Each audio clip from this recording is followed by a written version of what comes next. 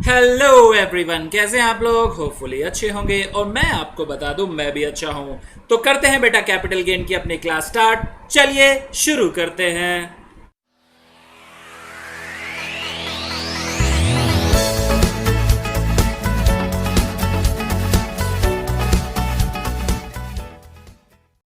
तो last class में बेटा हम कर रहे थे सेक्शन नंबर 45 सब सेक्शन 2, जिसमें हमने पढ़ा था कि अगर कोई पर्सन कैपिटल एसेट को स्टॉक इन ट्रेड में कन्वर्ट करता है तो बेटा वो ट्रांसफर हो जाता है, और जिस प्रीवियस ईयर में उसे स्टॉक इन ट्रेड को सेल किया जाता है उस प्रीवियस ईयर में दो तरह की इनकम अराइज होती है। एक होती है हमारी बिजनेस इनकम और एक होती है हमारी कैपिटल गेन्स। बिजनेस इनकम कैसे हम कंप्यूट किया करते हैं, सेल प्राइस जो होता है स्टॉक इन ट्रेड का उसमें से रिड्यूस कर देते हैं जो फेयर मार्केट वैल्यू हुआ करती है कैपिटल एसेट की on the date of conversion. उसे रिड्यूस करने के बाद जो बचता है वो होती है हमारी बिजनेस इनकम। और कैपिटल गेन्स को कैसे कंप्यूट किया करते थे, fair market value on the date of conversion of capital asset minus indexed cost of acquisition और इंडेक्स्ड कॉस्ट ऑफ इंप्रूवमेंट। जो बैलेंस बचा वो होता है हमारा कैपिटल गेन। तो बेटा करते हैं question. Illustration number 8। Mr. A converts his capital asset acquired for an amount of 50,000 in June 2003 into stock in trade in the month of November 16। देखिए मिस्टर ए क्या कर रहे हैं, अपनी जो कैपिटल एसेट है जो उन्होंने जून 2003 में परचेज की थी 50,000 की, उसे कन्वर्ट कर रहे हैं बेटा स्टॉक इन ट्रेड में। और ये कन्वर्जन कब किया जा रहा है, in the month of November 2016। ठीक है बेटा। The fair market value of the asset on the date of conversion is rupees 4,50,000। जो FMV है एसेट की, जिस डेट पर उसका कन्वर्जन हो रहा है वो है बेटा 4,50,000। The stock in trade was sold for an amount of 6,50,000 in the month of September 2019। जो स्टॉक इन ट्रेड है बेटा वो सेल कब किया जा रहा है, सितंबर 2019 में सेल किया जा रहा है। और कितनी अमाउंट का, अमाउंट है 6,50,000।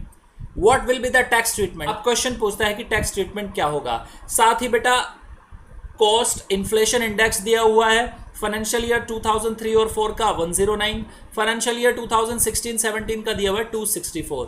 तो करते हैं बेटा क्वेश्चन को सॉल्व। चलिए बेटा सबसे पहले स्टेटमेंट बनाते हैं। Statement showing computation of income। हमेशा हम क्वेश्चन में जब भी कंप्यूट करते हैं इनकम असेसे की तो स्टेटमेंट बनाते हैं, और एग्जाम में भी ऐसे ही बनाना है बेटा, ध्यान रखना। ठीक है। Statement showing computation of income. Assessment year क्या है क्वेश्चन से, असेसमेंट ईयर है क्वेश्चन का 2021। ठीक है बेटा। लेफ्ट साइड में पर्टिकुलर्स और राइट में लिखिए अमाउंट रुपीस। तो सबसे पहले बेटा बिजनेस इनकम कंप्यूट करिए। हम इसे लिखेंगे profit and gains from business और प्रोफेशन। तो मैं सिर्फ पीजीबीपी लिख रहा हूं यहां पर, आप जो है पूरा लिखेंगे।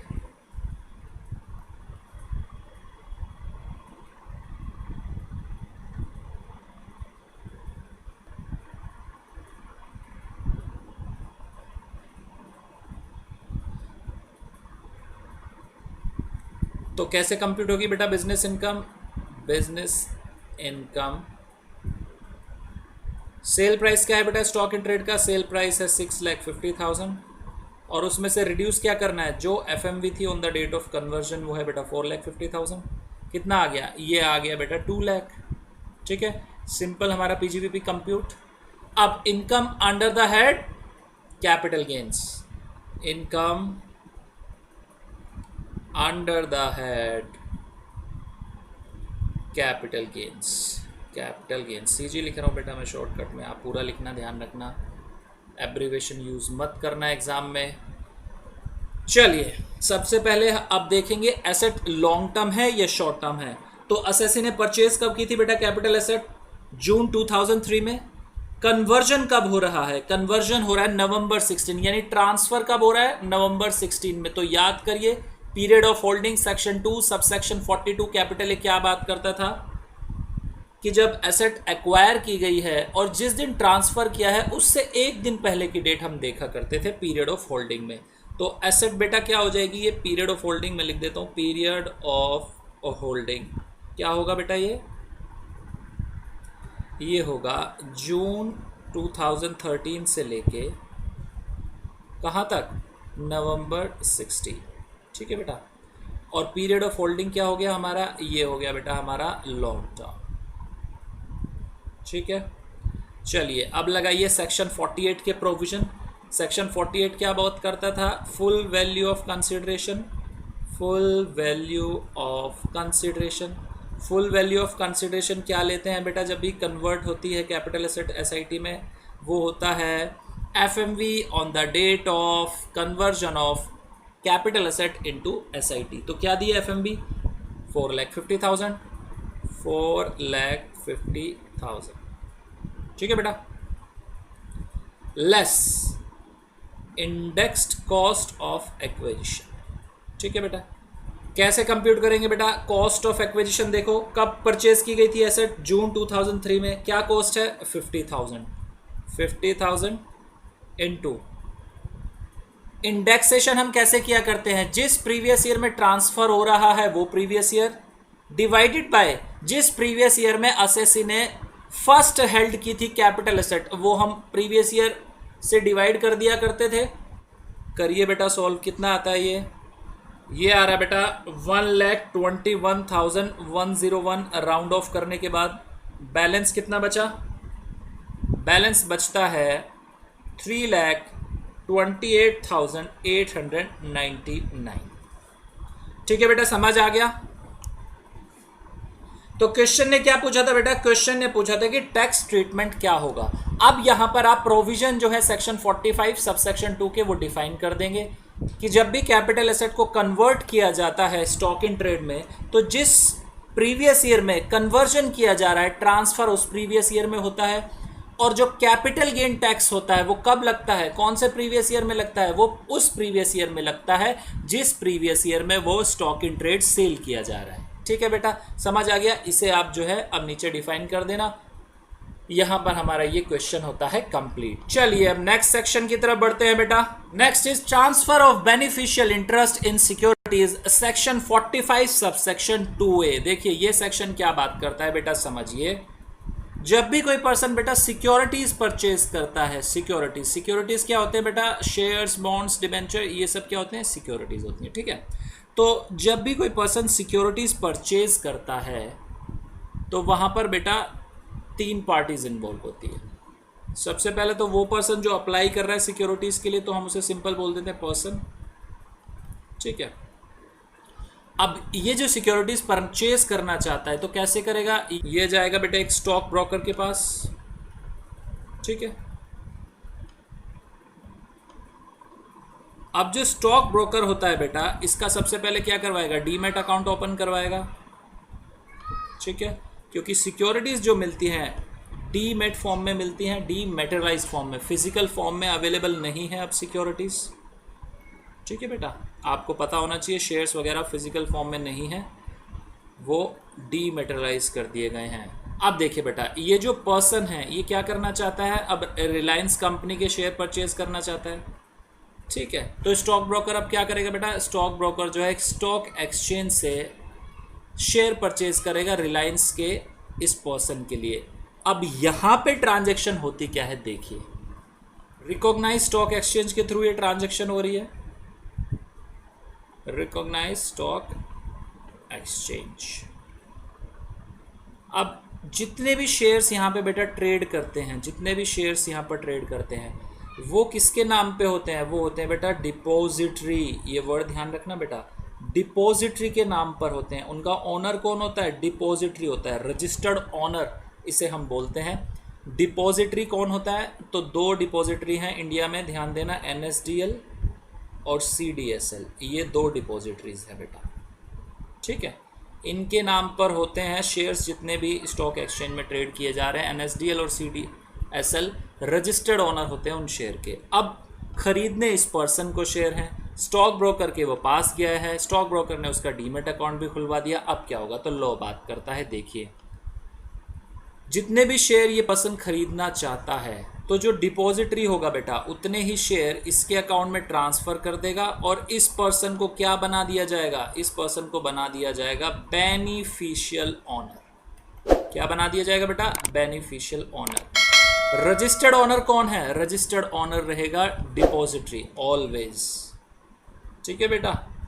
और बेनिफिशियल ओनर कौन है, वो पर्सन जो शेयर परचेज कर रहा है, ठीक है। प्रोसेस समझ आ गया। अब देखिए सेक्शन 45(2)(a) क्या बात करता है। सेक्शन 45(2)(a) बेटा बात करता है कि बेनिफिशियल ओनर जो है सिक्योरिटीज का जब ट्रांसफर करता है सिक्योरिटीज का, उस पे होने वाला जो कैपिटल गेन है बेटा, वो कैपिटल गेन टैक्सेबल किया जाएगा in the hands of beneficial owner, ना कि रजिस्टर्ड ओनर। रजिस्टर्ड ओनर के हैंड में ये टैक्सेबल नहीं किया जाएगा कैपिटल गेन। ये किसके हैंड में टैक्सेबल किया जाएगा, ये बेनिफिशियल ओनर के हैंड में टैक्सेबल किया जाएगा। अब एक सिचुएशन को और समझिए बेटा। सपोज ये जो पर्सन है ये फर्स्ट डे जो है वो ट्रांजैक्शन करता है, 100 शेयर परचेज करता है, 50 सेल कर देता है, ठीक है। नेक्स्ट डे क्या करता है, अब 150 परचेज कर लेता है बेटा, 100 सेल कर देता है। ऐसे ही थर्ड डे क्या करता है, थर्ड डे ये 300 शेयर्स परचेज कर लेता है और 50 सेल कर देता है। तो अब जो क्वेश्चन आता है कि सर कॉस्ट ऑफ एक्विजिशन और पीरियड ऑफ होल्डिंग कैसे डिटरमाइन किए जाएंगे, यानी हर शेयर का अलग अलग निकालने बैठे। अब तो लॉ सिंपल वहाँ पर एक सॉल्यूशन देता है कि वहाँ पर आप फीफो मेथड अप्लाई कर दीजिए। तो लॉ बात करता है बेटा कॉस्ट ऑफ एक्विजिशन और पीरियड ऑफ होल्डिंग के लिए फीफो मेथड अप्लाई किया जाएगा।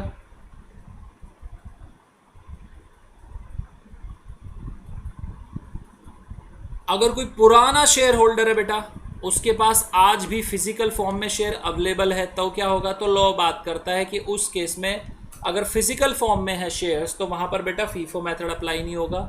फीफो मेथड जो अप्लाई होगा सिर्फ और सिर्फ डीमैट फॉर्म में जो सिक्योरिटीज़ हैं, जो डीमैट अकाउंट में सिक्योरिटीज़ हैं, केवल उन पर अप्लाई होगा, ठीक है। तो 45(2) कैपिटल ए क्या बात करता है बेटा, 45(2)(a) कैपिटल बात करता है कि जो बेनिफिशियल ओनर है वो ट्रांसफ़र करता है सिक्योरिटीज़ का, तो उन सिक्योरिटीज़ पर होने वाला जो कैपिटल गेन है वो बेनिफिशियल ओनर के हैंड में टैक्सेबल होगा, ना कि डिपॉजिटरी के हैंड में। डिपॉजिटरी कौन होता है, रजिस्टर्ड ओनर होता है सिक्योरिटीज़ का।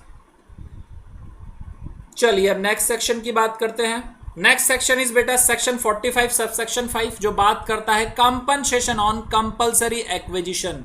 याद करिए इसे हमने सेक्शन 2 सबसेक्शन 47 में भी पढ़ा था कि कंपलसरी एक्विजिशन हो रहा है तो बेटा वो ट्रांसफर कहलाएगा, याद है। तो अब कंपनसेशन मिल रही है कंपलसरी एक्विजिशन पर। जैसे बेटा अगर हम बात करें कि एक पर्सन है और इनके पास जो है बेटा एक कैपिटल एसेट है। अब गवर्नमेंट क्या कर रही है, जहां पर इनकी कैपिटल एसेट है वहां पर गवर्नमेंट का प्लान है कि वहां पर एक अच्छा सा रोड बनाया जाए। तो गवर्नमेंट क्या करती है, इनकी कैपिटल एसेट को बेटा कंपलसरली एक्वायर कर लेती है, ठीक है। कंपलसरली एक्वायर करने के बाद गवर्नमेंट जो है इन्हें बेटा कंपनसेशन प्रोवाइड कराती है। तो ये जो कंपनसेशन है इसे टैक्सेबल होने की बात की गई है। साथ ही अब बेटा दूसरा पॉइंट सुनिए, होता क्या है, ये जो पर्सन है इस कंपनसेशन से बेटा वो खुश नहीं है। वो क्या करते हैं, कोर्ट में चले जाते हैं और कोर्ट में गवर्नमेंट को सू कर देते हैं कि मुझे जो कंपनसेशन मिली है वो कम मिली है, मेरे जो एफएमवी है लैंड की वो ज़्यादा है और कंपनसेशन जो मुझे मिल रही है वो कम मिली है। कोर्ट इनकी बात सुनती है और सुनवाई करके डिसीजन देती है कि जो पर्सन है, जो असेसी है, वो सही बोल रहे हैं और इनकी कंपनसेशन को क्या किया जाए, एनहांस किया जाए, जिसे हम बोलते हैं एनहांस्ड कंपनसेशन। जब एनहांस्ड कंपनसेशन मिलती है बेटा तो जिस प्रीवियस ईयर में ये एनहांस्ड कंपनसेशन मिलती है उसी प्रीवियस ईयर में टैक्सेबल होती है। लेकिन क्वेश्चन अराइज होता है कि कितनी अमाउंट टैक्सेबल होगी, एनहांस्ड कंपनसेशन जो पूरी मिली है वो टैक्सेबल होगी या जो कंपनसेशन ऑलरेडी टैक्स्ड हो चुकी है वो पार्ट को रिड्यूस किया जाएगा। तो लॉ बात करता है बेटा कि जो कंपनसेशन ऑलरेडी असेसी को मिल चुकी हैं वो रिड्यूस करी जाएगी और जितनी अमाउंट बचेगी रिड्यूस करने के बाद वो टैक्सेबल होगी। सपोज एनहेंस्ड कंपनसेशन है बेटा 10 करोड़ रुपीज़ और कंपनसेशन जो मिली थी एसएससी को वो थी 5 करोड़, तो टैक्सेबल कितनी होगी, 5 करोड़ टैक्सेबल होगी। ठीक है, समझ आ गया। तीसरा पॉइंट, गवर्नमेंट जो होती है बेटा इस कोर्ट से नाराज हो जाती है और वो उस जो हायर कोर्ट होती है उसमें कर देती है। सपोज बेटा ये डिस्ट्रिक्ट कोर्ट थी, अब हाई कोर्ट में जो है केस चला गया, तो हाई कोर्ट में केस जाने के बाद गवर्नमेंट ने अपना पक्ष रखा कि जो लोअर कोर्ट थी उसने सही से जजमेंट नहीं दी, केस के फैक्ट्स जो है सही से नहीं पढ़े, और यहाँ पर जो है हाई कोर्ट जो है गवर्नमेंट की बात को सही मानती है कि गवर्नमेंट सही कह रही है और असेसी की जो कंपनसेशन है फिर रिड्यूस कर देती है, और प्रीवियस जो कंपनसेशन मिली थी सपोज 5 करोड़ उससे भी रिड्यूस करके कितनी कर देती है, 3 करोड़ कर देती है। तो उस केस में कैसा होगा, तो लॉ बात करता है यहाँ पर रिकम्प्यूट किए जाएंगे कैपिटल गेन्स, और असेसिंग ऑफिसर जो होगा एओ जिसे हम बोलते हैं वो दोबारा रिकम्प्यूट करके एक रेक्टिफिकेशन ऑर्डर पास करेगा अंडर सेक्शन 155। ये आपके लिए इतना रेलिवेंट नहीं है बेटा, सिंपल आपको क्या समझना है, इन केस कंपनसेशन रिड्यूस हो रही है तो उस केस में जो कैपिटल गेन्स है वो रिकम्प्यूट किए जाएंगे। ठीक है, समझ आ गया। 4 पॉइंट की बात करते हैं अब। कभी कभी क्या होता है बेटा, जो कोर्ट्स होती है जब डिस्प्यूट चल रहा होता है असेसी का और गवर्नमेंट का, और जहाँ पर कोर्ट को लगता है कि हाँ वाकई में असेसी के साथ बुरा हुआ है, तो कोर्ट क्या करती है, जब तक पूरा केस फाइनल ना हो जाए उससे पहले ही एक ऑर्डर पास कर दिया करती है, इंटरिम ऑर्डर, और गवर्नमेंट को ऑर्डर देती है कि गवर्नमेंट जो है असेसी को, गवर्नमेंट जो है कुछ amount as a compensation assessee को और प्रोवाइड करे जब तक कि फाइनल सेटलमेंट ना हो जाए केस की। तो उस केस में जहां पर इंटरिम ऑर्डर में कंपनसेशन इंक्रीज की जा रही है तो लॉ बात करता है ये जो कंपनसेशन इंक्रीज की गई है ये टैक्सेबल तब होगी जब फाइनल ऑर्डर आ जाएगा कोर्ट का। वाइस वर्सा, कोर्ट ऐसा भी कर सकती है कि उसे गवर्नमेंट की बात जायज़ लग सकती है और असेसी की बात नाजायज़, तो उस केस में वो कंपनसेशन को रिड्यूस भी कर सकती है। तो इंटरिम ऑर्डर भी पास कर सकती है वो कंपनसेशन रिड्यूस करने का, तो उस केस में भी जब फाइनल ऑर्डर आएगा कोर्ट का तभी वो टैक्सेबल होती है कंपनसेशन। यानी जिस प्रीवियस ईयर में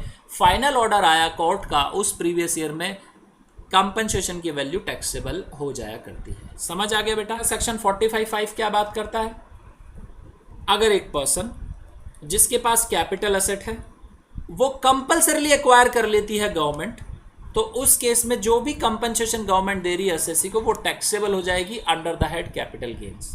दूसरी बात, अगर पर्सन और गवर्नमेंट का कोई डिस्प्यूट होता है और डिस्प्यूट में कंपनसेशन कोर्ट एनहेंस कर देती है, इंक्रीज कर देती है, तो जो एनहेंस कंपनसेशन मिली एसएससी को माइनस जो कंपनसेशन ऑलरेडी रिसीव हो चुकी है, जो बैलेंस बचता है उस पर फिर टैक्स लगता है कैपिटल गेन। ठीक है बेटा। नेक्स्ट पॉइंट, असेसी और कोर्ट का डिस्प्यूट चल रहा है, बट इस केस में कोर्ट क्या करती है, गवर्नमेंट की बात सुनती है, असेसी की बात नहीं सुनती और कंपनसेशन को डिक्रीज कर देती है। तो लॉ बात करता है कि ये जो कंपनसेशन डिक्रीज हुई है इस पर रिकम्प्यूट किए जाएंगे कैपिटल गेन, और असेसिंग ऑफिसर जो है बेटा दोबारा ऑर्डर पास करेगा, एक रेक्टिफिकेशन का ऑर्डर भी पास करेगा। ठीक है। नेक्स्ट, इन केस कोर्ट अगर इंटरिम ऑर्डर पास करती है तो कंपनसेशन टैक्सेबल होगी जब कोर्ट फाइनल ऑर्डर देगी, तभी उस प्रीवियस ईयर में टैक्सेबल होगी। समझ आ गया। चलिए नेक्स्ट सेक्शन की बात करते हैं बेटा। अब taxability of capital gain in case of specified agreements. अब स्पेसिफाइड एग्रीमेंट्स के केस में जो कैपिटल गेन अराइज होते हैं बेटा वो कैसे टैक्सेबल होंगे, देखिए। अब समझिए बेटा स्पेसिफाइड एग्रीमेंट होता क्या है। देखिए, एक पर्सन होता है बेटा और उस पर्सन के पास कैपिटल एसेट हुआ करती है। कैपिटल एसेट, कैपिटल एसेट के नाम पर क्या, या तो लैंड हो सकता है या बिल्डिंग। ठीक है।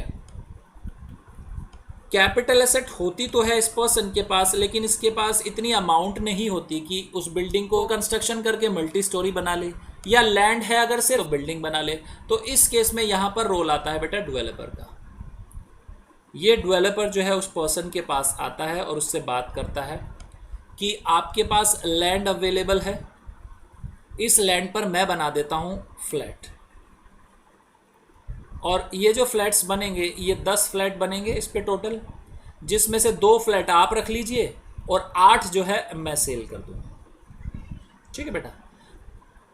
तो ये जो एग्रीमेंट बनता है बेटा डेवलपर और पर्सन के बीच, ये कहलाता है स्पेसिफाइड एग्रीमेंट। लेकिन इसकी कंडीशन होती है बेटा, ये जो एग्रीमेंट होगा ये रजिस्टर्ड एग्रीमेंट होना चाहिए। ठीक है, रजिस्टर्ड एग्रीमेंट। अब पर्सन क्या करता है, अग्री करता है कि ठीक है आप जो मेरा लैंड है मैं आपको दे देता हूँ, आप उस पर जो है फ्लैट बनाइए, 2 फ्लैट्स मुझे दे दीजिए और 8 आप सेल कर देना। तो अब कैपिटल गेन का रोल कहाँ पे अराइज हो रहा है देखिए।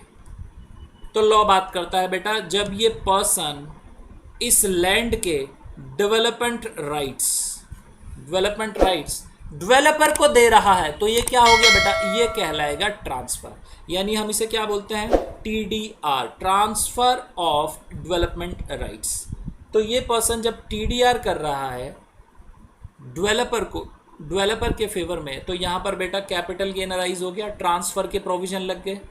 लेकिन यहाँ पर बेटा जेन्युइन हार्डशिप हो रही है एसएससी को। कैसे हो रही है, जिस प्रीवियस ईयर में वो लैंड ट्रांसफर कर रहा है डेवलपर को, उसी में कैपिटल गेन लग गया उसके ऊपर। तो एक बात ध्यान दे बेटा, अगर इस पर्सन के पास, एसएससी के पास अमाउंट होती तो बेटा वो खुद ही वहाँ पर बिल्डिंग बना लेता और उसे रेंट पर दे दिया करता, या रहने के लिए यूज़ कर लेता, या जो बिल्डिंग है उसकी उसे मल्टी स्टोरी बना लेता।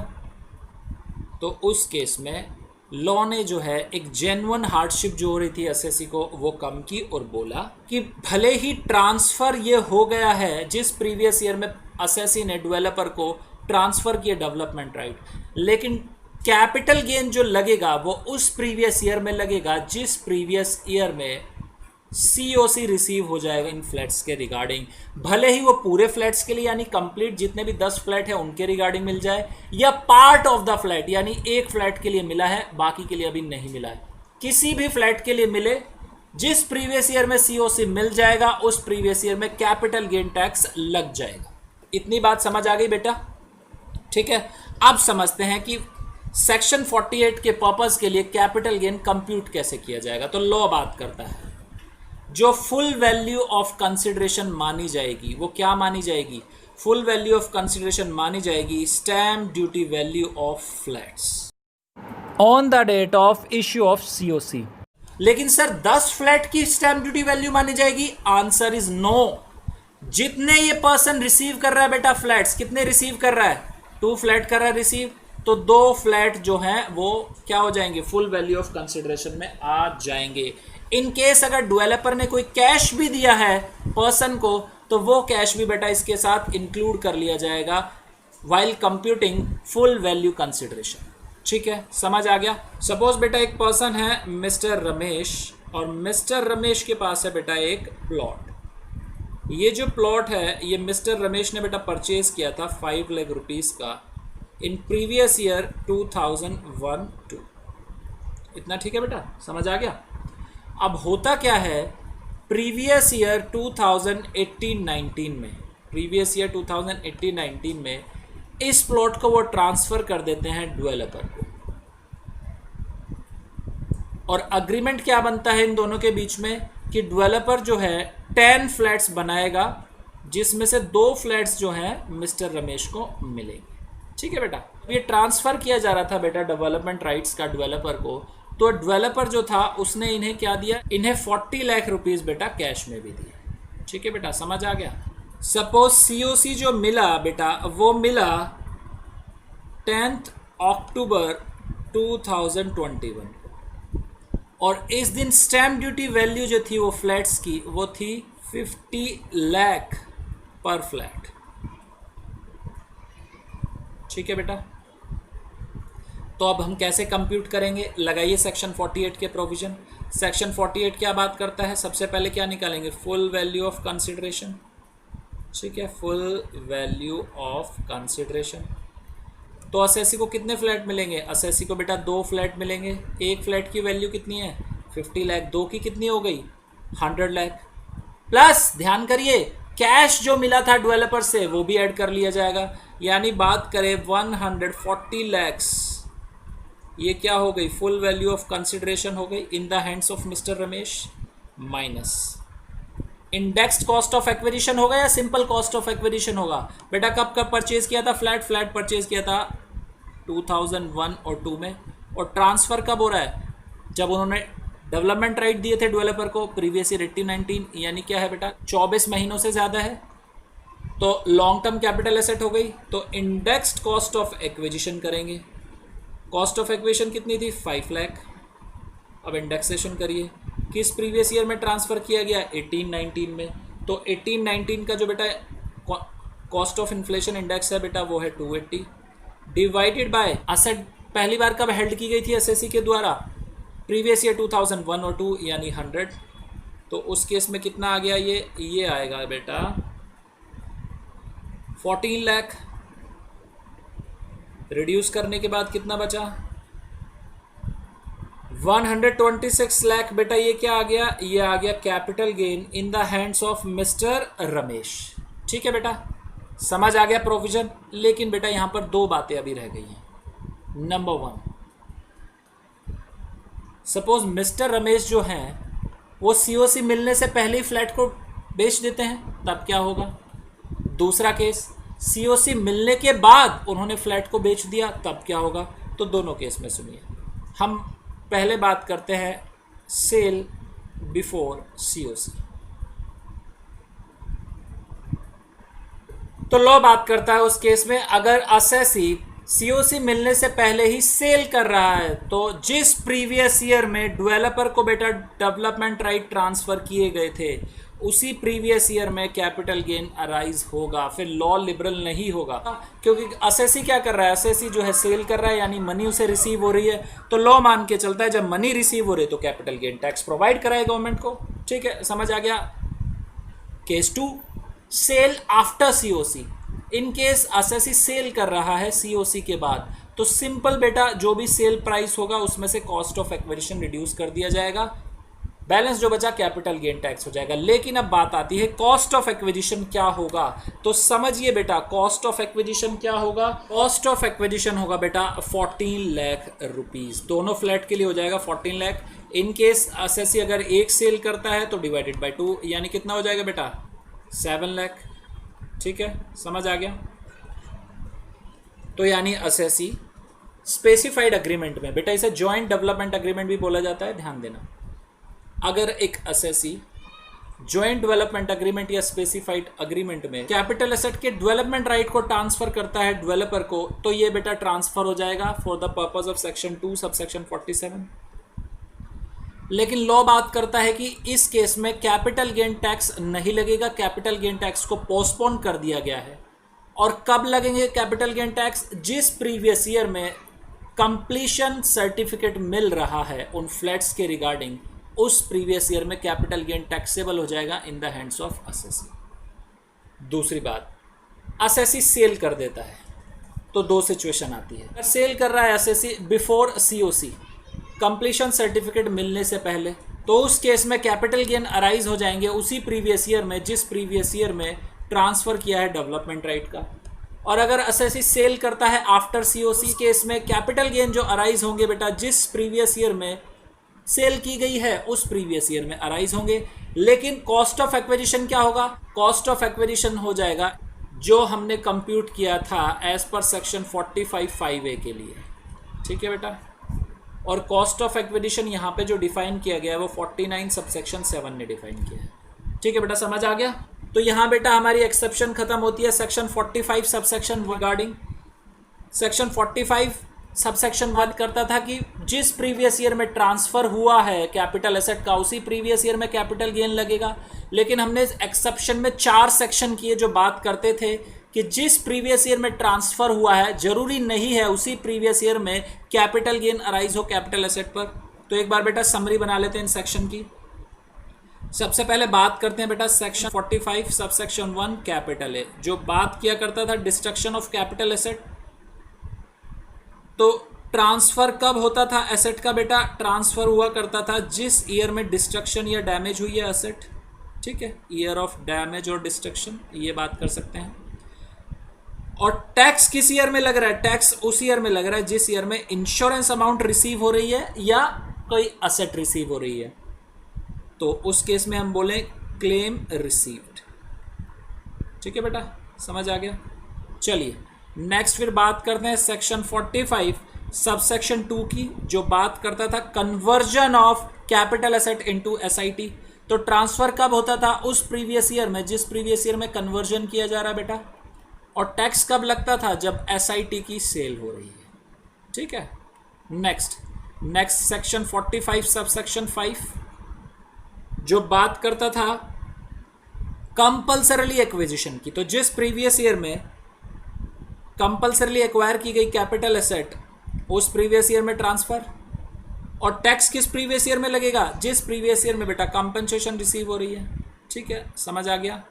नेक्स्ट आर सेक्शन 45 सब सेक्शन 5 कैपिटल है स्पेसिफाइड एग्रीमेंट या जॉइंट डेवलपमेंट एग्रीमेंट, जिस प्रीवियस ईयर में असेसी ने ट्रांसफर किए डेवलपमेंट राइट्स यानी ट्रांसफर ऑफ ईआर, और टैक्स किस प्रीवियस ईयर में लगता था, जिस प्रीवियस ईयर में जो प्रोजेक्ट है उसके रिगार्डिंग सीओसी रिसीव होता था, कंप्लीशन सर्टिफिकेट।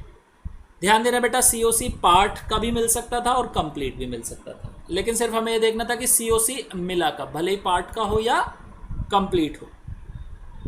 तो बेटा ये 4 सेक्शन है जो एक्सेप्शन में फॉल करते हैं कि जिस प्रीवियस ईयर में कैपिटल एसेट का ट्रांसफर हुआ जरूरी नहीं उसी प्रीवियस ईयर में कैपिटल गेन टैक्स लगे। ठीक है बेटा, ये 4 सेक्शन यहाँ पे खत्म हो गए। चलिए बेटा अब अदर सेक्शन की बात करते हैं। चलिए बेटा next is section 45 subsection 3 introduction of capital asset as capital contribution. तो सेक्शन 45 सबसेक्शन 3 देखिए क्या बात करता है बेटा, ये बोलते हैं कि अगर कोई पार्टनर या मेंबर, ठीक है बेटा, पार्टनर किसका, फर्म का, और मेंबर किसका, एओपी और बीओआई। ठीक है बेटा, ये क्या कर रहा है, ट्रांसफर कर रहे हैं कैपिटल एसेट का। उस केस में जो कैपिटल गेन अराइज होगा उस पर टैक्स कौन देगा बेटा, पार्टनर या मेंबर टैक्स देगा। जो बेटा फुल वैल्यू ऑफ कंसिडरेशन होगी, फुल वैल्यू ऑफ कंसिडरेशन वो कैसे कंप्यूट की जाएगी, amount recorded in the books of firm और एओपी और बीओआई। इसलिए सिंपल हम बोलेंगे amount recorded in the books minus जो कॉस्ट ऑफ एक्विजिशन होगी in the hands of partner, वो रिड्यूस कर दी जाएंगी, जो बैलेंस होगा वो टैक्सेबल हो जाएगा कैपिटल गेन में। ठीक है बेटा, एक बात यहां पर ध्यान देना बेटा, इन केस अगर पार्टनर या मेंबर लैंड या बिल्डिंग ट्रांसफर करता है, क्या ट्रांसफर कर रहा है बेटा, लैंड और बिल्डिंग, तो उस केस में वहां पर बेटा अगर जो अमाउंट रिकॉर्ड की गई है in the books of account of firm या एओपी बीओआई वो स्टैम्प ड्यूटी वैल्यू से कम है बेटा, स्टैम्प ड्यूटी वैल्यू, तो उस केस में बेटा वहां पर सेक्शन 50C लग जाएगा। 50C हम पढ़ेंगे बेटा, इसी चैप्टर में पढ़ना है हमें, बहुत ही इंटरेस्टिंग सेक्शन है। और सेक्शन 50C लगने की वजह से फुल वैल्यू ऑफ कंसिडरेशन क्या मान ली जाएगी, stamp duty value of land और बिल्डिंग। ठीक है बेटा, बाकी अदर एसेट के केस में क्या होगा, amount recorded in the books of accounts of firm या एओपी और बीओआई। अब इसी के बिल्कुल ऑपोजिट सेक्शन है बेटा सेक्शन 45(4). ये बात करता है कि अब फर्म या एओपी या बीओआई ये पार्टनर को बेटा कैपिटल एसेट दे रहे हैं, ट्रांसफर हो रहा है, तो उस केस में कैसे होगा, तो लॉ बात करता है कि अगर फर्म अपने पार्टनर को या एओपी या बीओआई अपने मेंबर को कोई कैपिटल एसेट का ट्रांसफ़र करती है तो उस केस में जो फुल वैल्यू ऑफ कंसिडरेशन होगा वो हो जाएगा बेटा FMV as on date of transfer. जो एफएमवी होगी जिस डेट पर ट्रांसफ़र किया जा रहा है वो एफएमवी कंसिडर कर ली जाएगी फुल वैल्यू ऑफ कंसिडरेशन। और कॉस्ट ऑफ एक्विजिशन क्या होगा, जो फर्म के हैंड में बेटा कॉस्ट है उस असेट की वो हो जाएगी कॉस्ट ऑफ एक्विजिशन। ठीक है बेटा, तो यहाँ पर बेटा हमारा खत्म होता है सेक्शन 45 की सीरीज, जहाँ पर हमने किया section 45(1), section 45(1)(a), section 45(2), section 45(2) capital A, section 45(3), section 45(4), section 45(5) और सेक्शन 45(5) कैपिटल ए। ठीक है बेटा, नेक्स्ट इज बेटा section 46 capital gain on distribution of asset by companies in liquidation. ये जो सेक्शन है बेटा, ये सेक्शन बेसिकली सेक्शन 2 सबसेक्शन 22 के साथ भी रिलेट करता है, जो बात करता है डीम्ड डिविडेंड की।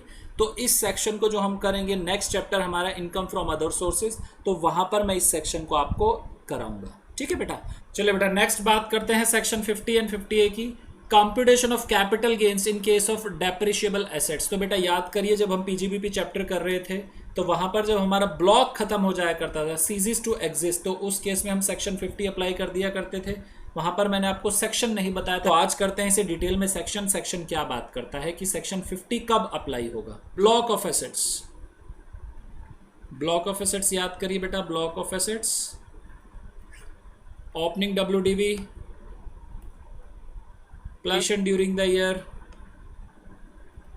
माइनस डिलीशंस, अगर कोई सेल हो रही है वो रिड्यूस कर दिया करते थे बेटा। इसमें से हम डेप्रिसिएशन रिड्यूस कर दिया करते थे, और जो बैलेंस बचता था वो क्या आता था हमारा, क्लोजिंग WDV। ये बेटा ये ब्लॉक ऑफ एसेट्स हुआ करता था। तो सेक्शन 50 बात करता है बेटा 3 कंडीशन की। अगर ये 3 कंडीशन इनमें से कोई एक कंडीशन अप्लाई हो रही है तो सेक्शन 50 वहाँ पे लग जाएगा। नंबर 1 कंडीशन क्या बात करती है, जहाँ पर बेटा ब्लॉक में से एसेट की सेल की जा रही है। एसेट एक भी हो सकती है और ज़्यादा भी हो सकती है। तो उस केस में जो सेल प्राइस है वो एक्सीड करता है, किससे एक्सीड करता है बेटा, जो ब्लॉक की वैल्यू है उससे एक्सीड करता है, यानी जो क्लोजिंग WDV है उससे एक्सीड करता है। तो उस केस में लॉ बात करता है जितनी भी वैल्यू से वो एक्सीड कर रहा है वो क्या हो जाएगा बेटा, शॉर्ट टर्म कैपिटल गेन। ठीक है बेटा, वैल्यू ऑफ ब्लॉक, इसे मैं यहां पर लिख देता हूं। नेक्स्ट प्रोविजन की वो बात करता है कि जहां पर ब्लॉक की सारी एसेट सेल की जा रही है, यानी ब्लॉक क्या है, ceases to be exist. Block की जितनी भी एसेट है बेटा उनकी सेल की जा रही है, और जो सेल प्राइस है वो एक्सीड करता है जो भी वैल्यू ऑफ ब्लॉक है।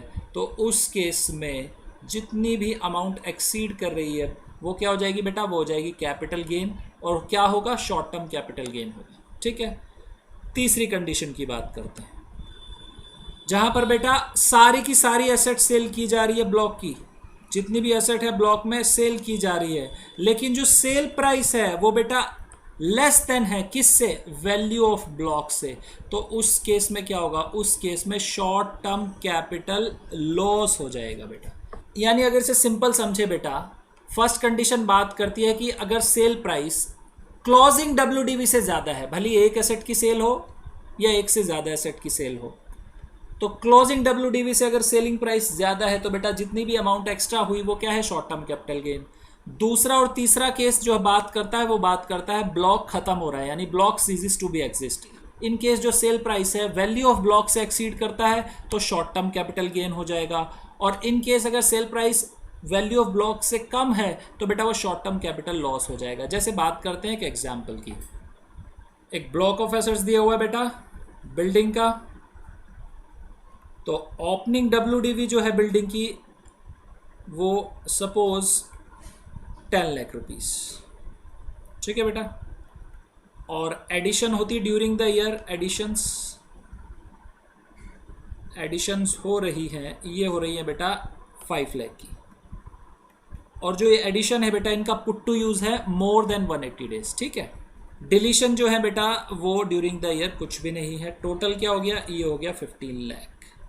अब इस पे हम लगाएंगे बेटा डेप्रिसिएशन, तो डेप्रिसिएशन लगाइए। जनरल रेट क्या था बिल्डिंग का, याद करिए 10%, तो 1,50,000 जो है यहाँ पर हो गया बेटा डेप्रिसिएशन।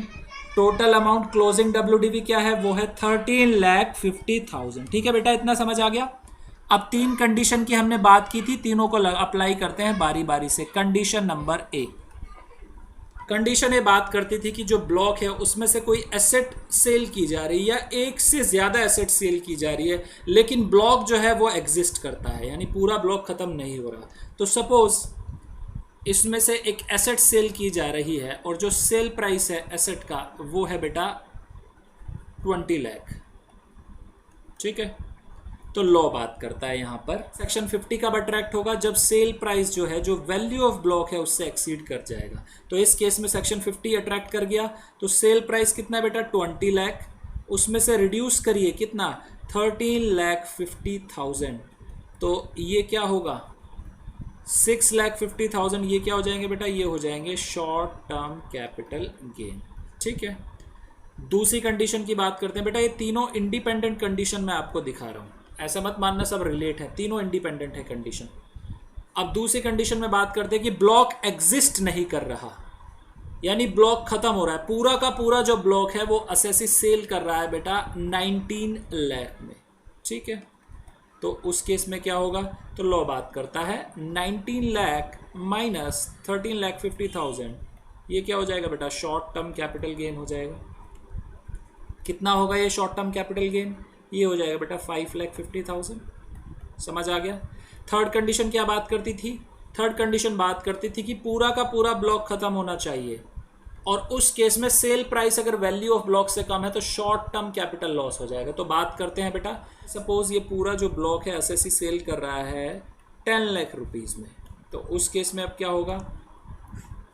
तो लॉ बोलता है कि 10 लाख माइनस 13,50,000, ये क्या हो जाएगा बेटा? ये हो जाएगा short term capital loss. Short term capital loss ये हो जाएगा। समझ आ गया बेटा? पीजीबीपी में हमने इसका इम्पैक्ट देख लिया था बट सेक्शन को नहीं किया था। अब सेक्शन समझ आ गया बेटा कैसे अप्लाई करना है? ठीक है, तो बेटा आज की क्लास में इतना ही रखते हैं। तो ये थी बेटा हमारी आज की क्लास। अब आप करिए इसका रिवीजन।